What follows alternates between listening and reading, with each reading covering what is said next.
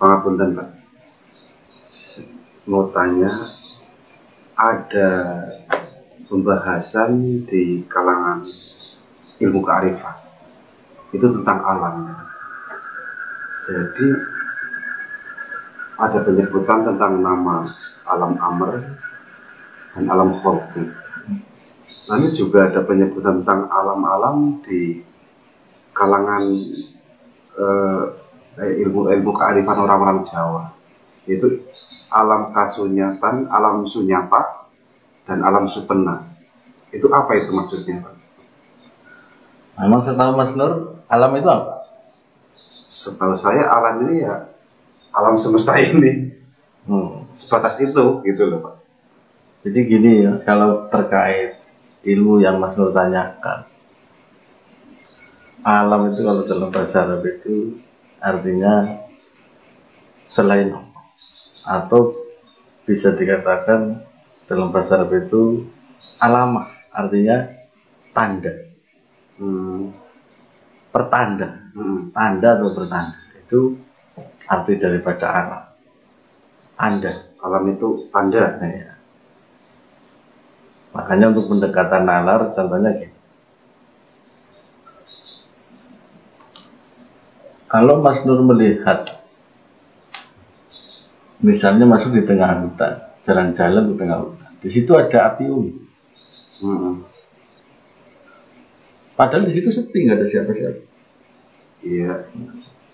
Ada bekas api unggun. Nah, ada bekas api unggun maksudnya. Nah, itu tanda apa? Itu pertanda kalau di situ pernah ada orang membuat api unggun itu. Nah, itulah arti daripada tanda tadi. Berarti tanda di situ ada, pernah ada orang, atau habis ada Nah, itu satu tanda ya. Ada tanda lagi di situ. Mesti orang tersebut ada urusannya. Iya. Membakar api unggun itu mesti ada urusannya. Maksud tujuannya maksudnya. Mesti ada maksudnya. Iya. Entah dia sekedar untuk menghangatkan tubuh, atau memang ada urusan bakar bakaran makanan atau semacamnya lah. Iya. Nah, satu contoh lagi untuk pendekatan nalar lagi lebih gamblang. Kalau Mas Nur melihat bangunan kuno dulu yang megah, seperti contohnya candi misalnya, itu tanda apa? Mas Nur melihat pertanda apa sih? Candi. Ya pertanda di situ pernah kayak apa sih ya, candi itu kan identik dengan yang namanya keagamaan. Artinya tentu di situ tandanya ada yang membuat. Ada yang membuat ya. Nah, tanda ada yang membuat. Dan selain tanda ada yang membuat, tentu di situ ada tanda yang lain, yaitu urusannya apa bangun itu. Pasti ada kan? Tujuannya. Nah, pasti ada urusannya yang bangun di situ. Dan di situ juga tanda bahwa pembuatnya tentu perancangnya luar biasa. Karena bangunannya begitu megah dengan segala aturannya, tata letaknya. Nah, itu jelas menandakan pembuatnya pun hebat. Nah, itu ada tanda di situ, banyak tanda. Bahkan di situ mesti ada urusan-urusannya. Dia membuat itu, ada maksud-maksudnya, ada tujuan-tujuannya. Nah, begitupun terkait dengan pertanyaan Mas Nur yang di awal. Kalau alam di sini ada alam amal, ada alam kholqi katakan. Nah, itu juga merupakan tanda bagi sang pencipta. Cuma di sini kan di situ ada tadi ada kholqi, ada kata kholqi, ada kata amal. Bahwa di situ berarti ada alam kholqi, berarti tanda yang sifatnya kholqi. Ada tanda yang sifatnya amal. Nah, tanda yang sifatnya kholqi itu adalah ciptaan-ciptaannya itu sendiri. Itu alam kholqi namanya Pak. Nah, seperti langit, bumi, dan sekalian terkandung di dalamnya. termasuk manusianya, materi-materinya, dan segala isinya itu, benda-bendanya, seperti pohon, katakanlah air, angin, api, tanah, itu namanya holki. Itulah yang disebut holki, alam materi. Itu materi. Sedangkan alam amr itu tanda yang sifatnya spiritual. Itu tanda yang sifatnya spiritual. Jadi amr itu terkait urusan-urusan sang pencipta tadi. Kan tadi holki diciptakan mesti ada maksud tujuannya. Ada urusan-urusan Allah membuat holki itu. Berarti maksud dan tujuan itu yang namanya amr. Termasuk di dalam amr, maksudnya bukan definisi amr itu sendiri, tapi termasuk di dalam amr. Jadi amr itu urusan-urusan ilahi, itu tanda-tanda yang terkait urusannya yang sifatnya spiritual. Itu. Jadi amr itu terkait kudrat, irodat, ilmu, hayat sama basar kalamnya Allah. Kan gitu. Jadi holki itu kan sesuatu. Nah sedangkan tadi amr itu terkait irodatnya, kehendaknya. Duluan mana sesuatu yang dikehendaki dengan kehendak? Duluan kehendak. Tentunya seperti itu. Jadi amr itu lebih dulu dari holki. Gak mungkin sesuatu yang dikehendaki lebih dulu dari kehendak itu sendiri. Maka yang mencipta ini punya kehendak, mencipta sesuatu, baru terjadilah sesuatu itu. Maka alam holki dengan alam amr tentu duluan alam amr, dan sifatnya jelas lebih besar dan lebih luhur alam amr. Karena di situ terkait kudrat, irodat, ilmu, hayat, sama basar kalamnya terkait urusan-urusannya, maksud tujuannya dalam mencipta holki tersebut. Jadi tiap-tiap alam yang termasuk holki itu dicipta sesudah amr. Jadi tanda amr itu tanda yang lebih dahulu lebih besar dan tinggi. Nah, itu pertanda yang luhur dan tinggi. Sedangkan holki pertanda yang kecil atau boleh bisa dikatakan rendah.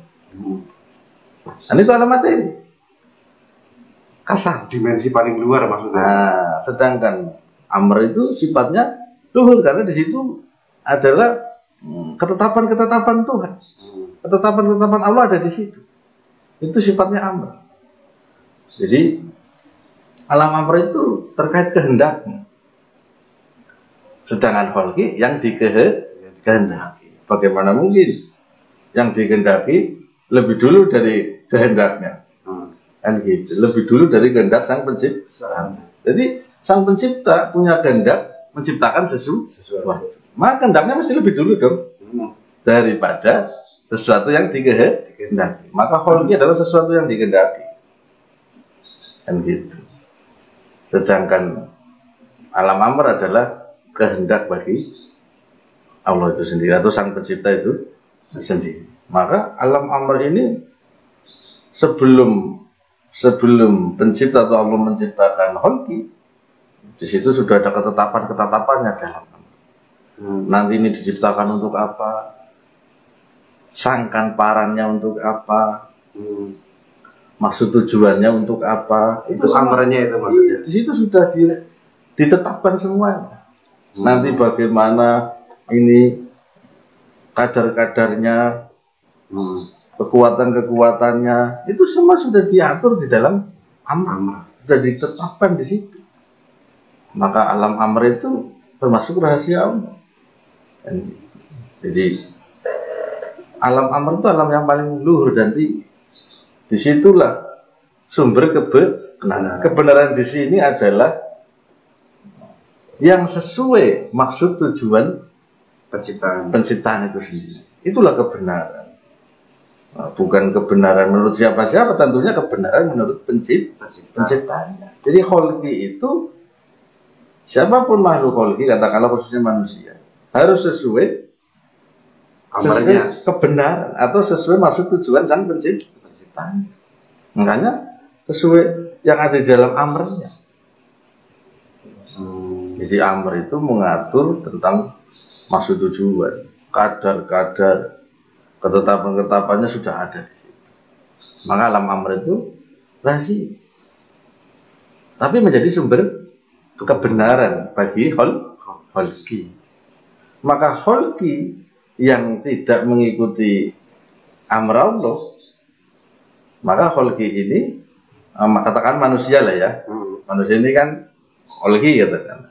Kalau dia tidak sesuai amrnya Allah dalam hidup, tidak sesuai ketetapannya Allah dalam hidup, ya dia akan jauh dari kebenaran yang dikehendaki Tuhan. Dia akan semakin jauh masuk dalam ilusi kholqi. Karena kholqi itu materi, isinya adalah ilusi. Maka kaitannya tadi dengan yang Mas Nur tanyakan, alam supeno atau alam yang tidak nyata. Supeno itu kalau orang Jawa bilang itu impen atau mimpi, ilusi. Jadi kholqi ini alam supeno. Bahwa alam kholqi ini alam supeno, penuh ilusi. Kholqi budaya. Iya, semua di dalamnya kehidupannya itu ilusi. Kalau yang tidak hati-hati ya nyasar. Karena penuh ilusi. Atau penuh supeno. Penuh segala yang asupenan. Segala yang bernafaskan permainan. Laibun kalau dalam bahasa Arab. Penuh dengan lahu di situ. Jadi penuh dengan mata luhur, kesenangan yang menipu. Itu namanya disebut alam kasupenan. Gitu loh. Sedangkan amr itu disebut alam kasunyatan atau sunyata. Sunyata itu ya yang sebenarnya atau yang sebenarnya dikehendaki sang pencipta. Maka distilahkan alam amr itu kasunyatan, segala yang berkaitan dengan kebenaran yang dikehendaki sang pencipta atau Allah. Itu loh maksudnya. Jadi amr itu hakiki, sedangkan kholqi itu ilusi. Karena di sini adanya khayal. Kalau alam supeno atau alam kholqi ini tahayul, sedangkan amr itu tahaqquk, penuh dengan kebenaran, alam sejati. Seperti itulah kira-kira bahasa lainnya. Ini ada lagi nih Pak. Ada penyebutan juga alam kodim dan alam bahar. Itu maksudnya apa Pak? Apakah ada persamaannya dengan yang tadi dibahas itu? Ya terkait. Bahar itu kan maksudnya baru, barang anyar. Bahar itu ya bahar. Berarti kholqi juga itu maksudnya. Sesuatu yang diciptakan sesudah amr. Karena amr mendahului kholqi, maka disebut kodim. Tapi ya tidak kodim dari Allah, tidak lebih dulu dari penciptanya. Tetapi yang pasti amr itu lebih dulu dari kholqi. Gitu loh. Ya jelas lebih dulu dari kholqi. Ya mungkin amr itu belakangan setelah kholqi. Iya. Ketetapan-ketetapannya, maksud tujuannya, kalau bahasa kerennya blueprintnya itu ada di situ. Ada di alam amr. Lebih dulu ada. Iya, lebih dahulu dari kholqi. Tapi bukan berarti lebih dulu dari Allah. Iya. Tapi artinya tadi kholqi sudah dibahas di awal. Kholqi itu sesuatu yang dikehendaki sang pencipta. Sedangkan amr itu terkait kehendaknya. Karena sesuatu yang dikehendaki sama kehendak ya mesti duluan kehendak. Kan seperti itu. Maka ada firman dalam surat Yasin, Inna ma'amruhu idza arada syai'an yaqulu lahu kun fayakun. Inna ma'amruhu, sesungguhnya amarnya. Idza arada syai'an, apabila ia berkehendak. Ayaqulu lahu kun fayakun. Dia tinggal berkata pada sesuatu itu, jadilah. Maka terjadi. Jualan mana? Sesuatu sama aroda tadi. Jualan aroda. Ya jualan aroda. Kan kehendaknya dulu. Kalau sudah berkehendak ya amrnya akan bergerak. Jadi seluruh langit bumi seisinya unsur materi apa saja yang ada di dalam kholqi atau yang disebut kholqi itu tunduk sama amrnya. Tunduk sama amrnya. Karena ketentuannya seperti itu ya Pak. Memang itu dia, memang itu jadi ketetapan. Ketetapannya sing yipta. Kan seperti itu. Jadi alam kholqi ini tunduk pada alam gitu. Makanya dalam mengatur urusan yang ada di kholqi atau urusan ciptaan-ciptaan seperti binatang, tumbuhan, jin atau manusia sekali, khususnya manusia lah. Ya jelas semua itu diatur oleh amr. Maka untuk mewujudkan kehendaknya, maksud tujuannya dalam mencipta, maka Allah menurunkan yang namanya ruham min amr atau ruham min amri. Artinya ruh dari amrnya, ruh yang dengan isinya mengatur urusan.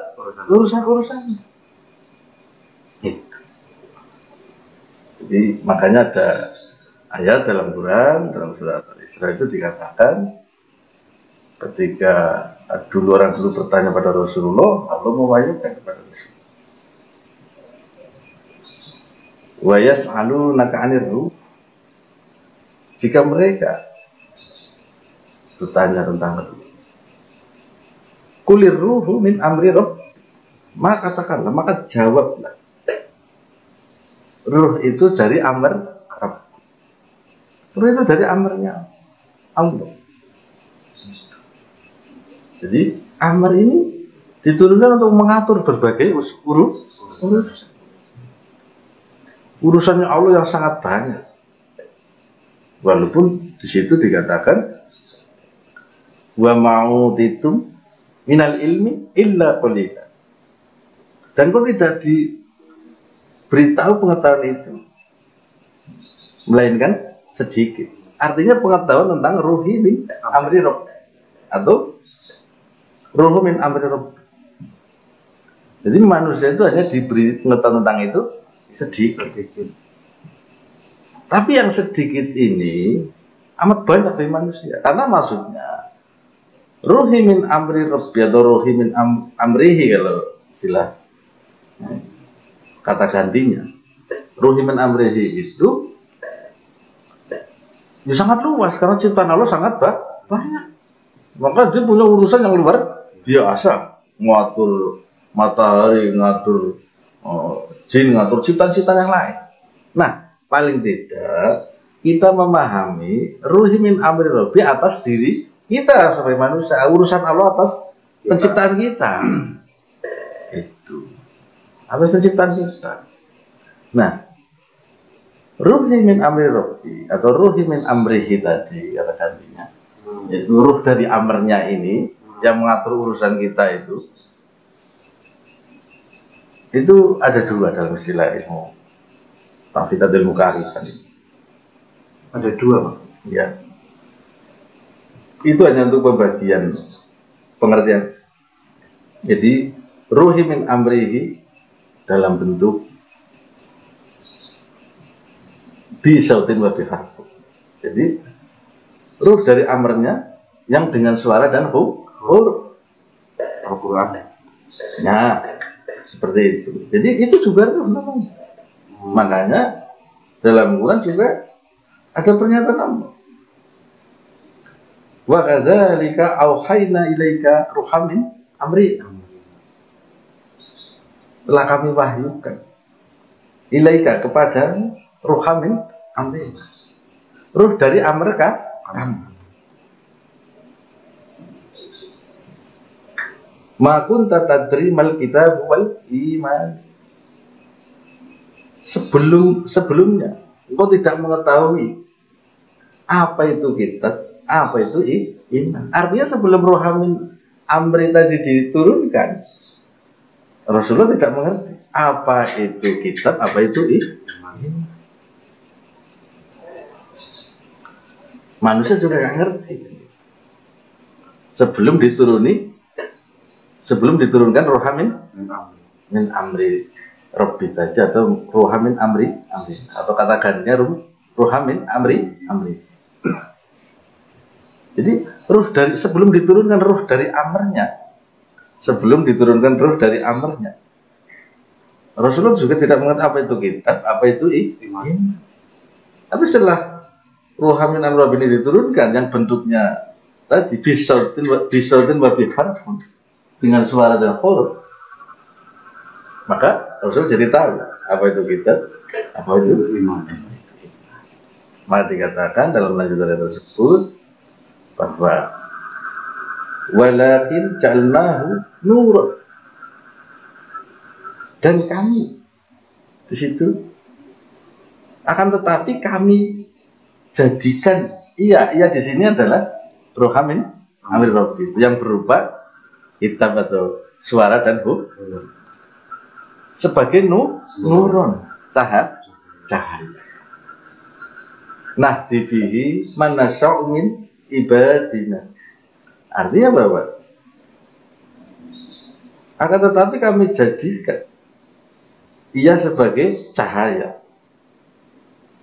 yang dengannya kami tunjuki kepada siapa di antara hamba kami yang dikehendaki, yang dengannya kami tunjuki hamba-hamba yang kami kehendaki, di antara hamba yang kami kehendaki. Jadi ruhamin amri tadi, bahwa ruh dari amrnya tadi yang berupa suara dan huruf, atau katakanlah orang menyebutnya sekarang Quran, itu menjadi cahaya. Tunjuk lagi. Nah, yang akan terus menjadi petunjuk bagi siapa-siapa yang dikehendaki Allah di antara hamba-hamba.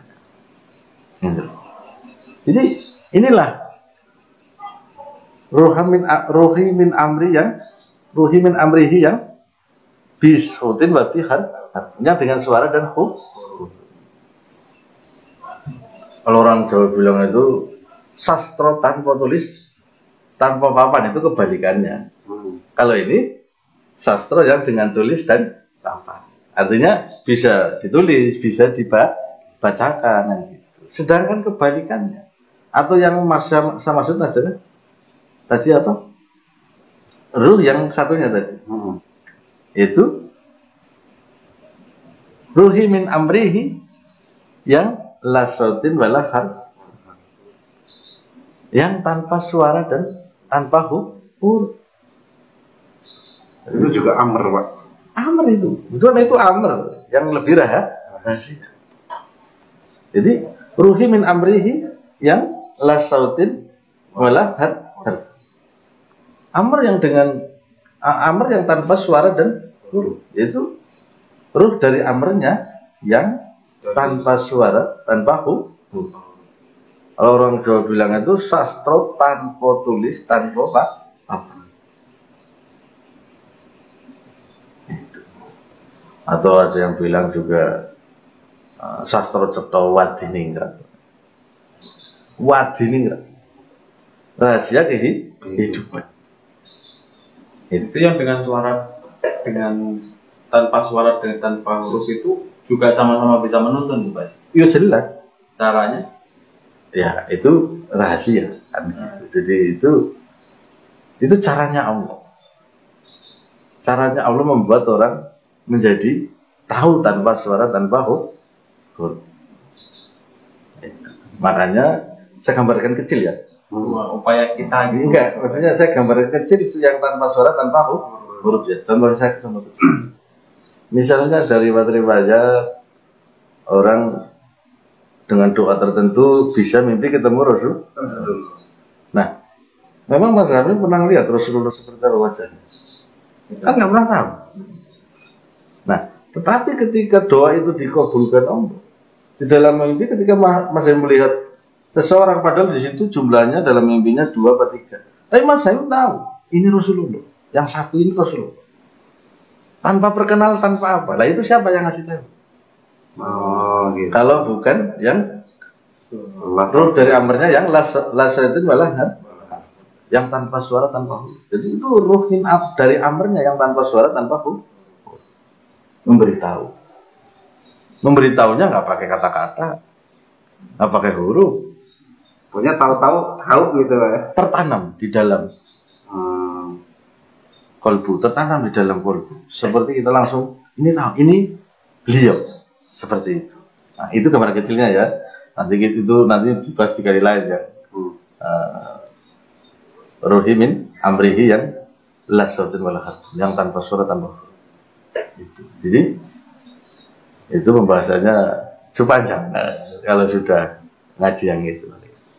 Jadi kalau di Jawa itu ilmu petingan. Ilmu pingitan, rahasia untuk bahas itu. Jadi di sini kita bahas yang sederhana dulu, yaitu ruhi min amri yang bisa lebih yang dengan suara dan huruf. Itu. Nah, kalau dipahami tadi bahwa ruh dari amrnya yang dengan suara dan huruf adalah Al-Quran, sehingga kita di situ ngerti kitab, ngerti iman. Itu kalau dihitung per surat, berarti ada berapa rohiman amrihi yang dengan suara dan huruf? 114 surat. 114 rohimin amrihi yang dengan suara dan huruf. Kalau ngitung per ayat, berapa ruh dari amrnya yang dengan suara dan huruf?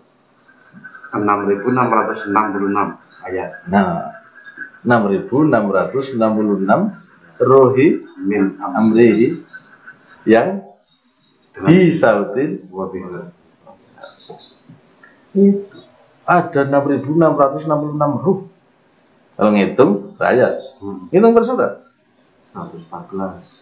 114 ruh. Nah, sekarang bagaimana ayat demi ayat, surat demi surat itu menjadi bingkai bagi makhluk agar makhluk itu tidak tersesat dalam ilusi,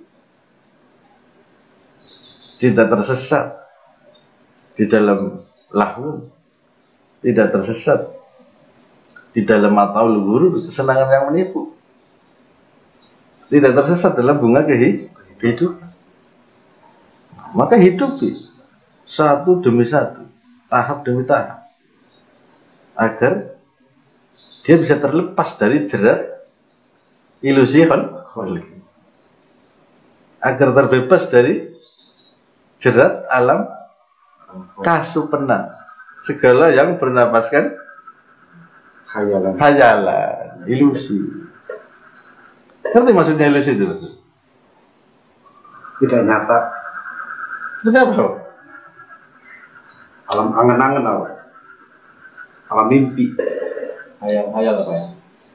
Iya, Hayalan. hayal-hayal yang Tahayul. bikin was-was manusia. Kan gitu. Contohnya, ini saya mobilnya cuma 1. Kalau saya mobilnya 10 dan bisa dijajar di depan, mungkin orang akan menghormati saya. Tapi kalau ini mobil yang tinggal 1 atau hilang, bagaimana nanti? Orang akan menghina saya. Itu namanya ilusi. Apa kata dunia? Nah, itu yang namanya supernova. Itu bisa menghantui dan menghancurkan hidup manusia. Padahal itu tidaknya. Jadi bisa masuk was-was juga. Ya, itu namanya alam kesempurnaan ini. Penuh was-was. Jadi alam hayal itu penuh was-was ya. Lah iya, ini Lebih kalau ini penuh aja. Penuh tahap Nah, makanya orang sering belum tahayul. Tapi dikiranya hayal itu tuyul, demit, bukan itu, bukan seperti itu. Hayal ya yang menghantui pikirannya. Iya, kan orang kadang tadi takut kepada yang tidak perlu. Sesuatu yang belum terjadi. Iya, seperti nanti orang ngomongin saya gimana, kalau saya hidupnya begini nanti diomongin begini. Itu kan ilusi. Hal yang tidak perlu ditakuti. Yang penting hidupnya berusaha sesuai ruhi min amrihi tadi. Sesuai kehendaknya. Katakanlah sesuai tuntunannya yang ada dalam Quran, adalah gampangnya gitu. Sesuai tuntunan. Kan gitu. Jadi hayal itu karena orangnya ini enggak ini Pak ya, maksudnya orang yang dengan hayal ini karena nggak punya tuntunan apa gimana? Apa enggak karena nggak ngerti hukum-hukumnya gitu? Ya kebanyakan yang nggak punya tuntunan. Tapi boleh jadi kadang ya karena tuntunannya setengah mateng. Juga dia masih tentu banyak hayal. Muncul yang hayal itu dari situ ya? Ya iya kan, ketakutan. Contohnya orang yang tidak bertauhid, dia akan ketakutan kepada nanti saya mati kena santet, atau nanti diapain orang, atau nanti saya kalau nanti usaha di sana nanti ditipu orang, toh hal-hal yang seperti itu. Padahal dengan tauhid sesuai tuntunan rohamin amrihinya yang tersurat dalam kitab itu nggak seperti itu. Kalau dia bersandar saja pada yang tunggal, bahwa jelas-jelas dalam ruhnya dia menyatakan ma min dabbatin illa huwa ahidun binasyatiha. Tidak ada satupun yang melata kecuali dia yang memegang ubun. Tidak ada satupun yang bergerak melainkan ia yang mengendalikan. Coba dia percaya kepada yang sang pengendali. Kenapa takut pada yang dikendalikan? Tauhid itu mengajari manusia untuk bersandar pada yang satu. Tidak ada penentu kematian kecuali Allah. Yang satu itu. Tidak ada penentu kelapangan. Tidak ada penentu kesempitan kecuali yang satu itu Allah. Jadi cara pandangnya orang bertauhid itu meyakini satu ayat Quran. Jadi meyakini satu ayat Quran bahwa tiada makhluk yang bergerak melata kecuali pengendalinya Allah. Iya, ada yang bertauhid sama yang tidak itu Pak ya.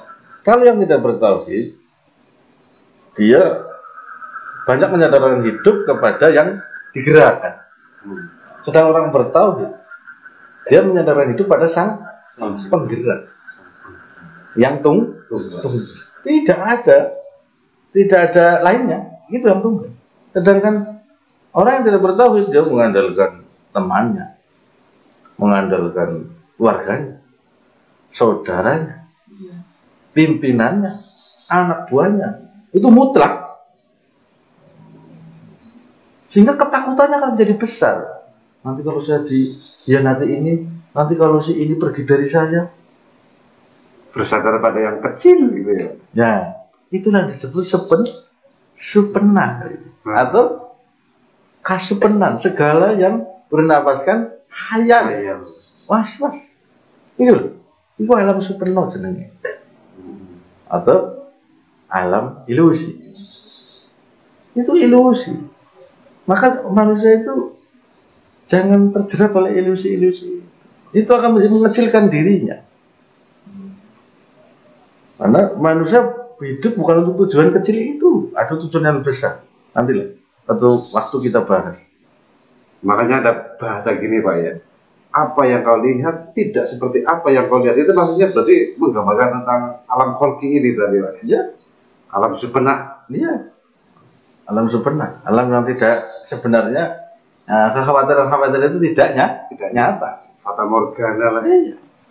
Supena. Karena di sini tuh supena, ilusi. Tidak ada yang abadi. Nah, tapi tidak ada yang abadi jangan diartikan sebatas akan hancur, ya nggak gitu. Maksudnya di alam supena ini, alam kholqi ini, alam ilusi ini, semua itu serba berubah-ubah. Selalu berubah-ubah, tidak tetap. Dari zaman ke zaman gitu. Tidak tetap. Jangan zaman ke kejauhan. Dari tahun ke tahun, bulan ke bulan aja tidak tetap. Mas Amin mencintai istrinya jauh, cantiknya luar biasa. Kalau saya mendapatkannya, mesti saya bahagia seumur hidup. Ternyata tidak. Nyatanya berubah dalam perjalanan. Itulah alam ilusi. Nggak ada yang tetap. Karena selalu berubah-ubah. Kan gitu. Saya kalau sudah punya mobil satu cukup lah. Ternyata begitu melihat mobil model baru lagi, itu akan berubah. Itulah sifat politik. Sifatnya sepenuh. Selalu berubah. Nah, makanya orang-orang arif bilang jangan mengejar yang tidak abadi. Maksudnya jangan mengejar yang gampang berubah. Sedangkan kesenangan, kebahagiaan di alam amr atau alam kasunyatan, alam yang maksudnya yang sebenarnya bahwa kebahagiaan yang sebenarnya itu mesti tetap tidak berubah. Alam hakiki itu tidak berubah.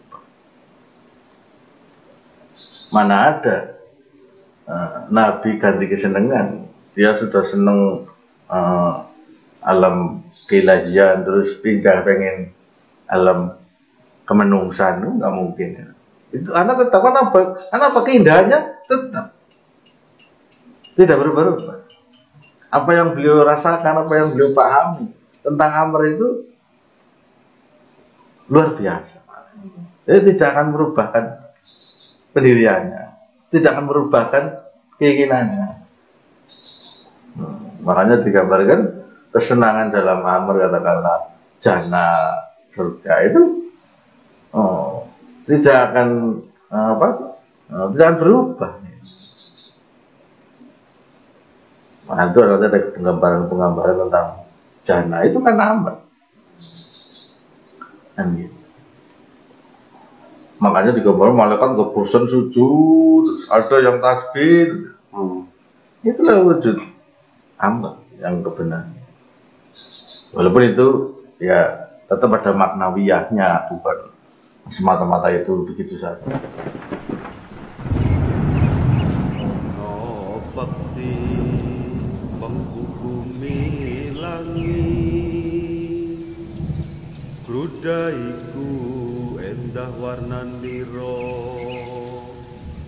segororok wastane, uripe manukiku, amimpi jagat iki, warnanipun sakawan sikile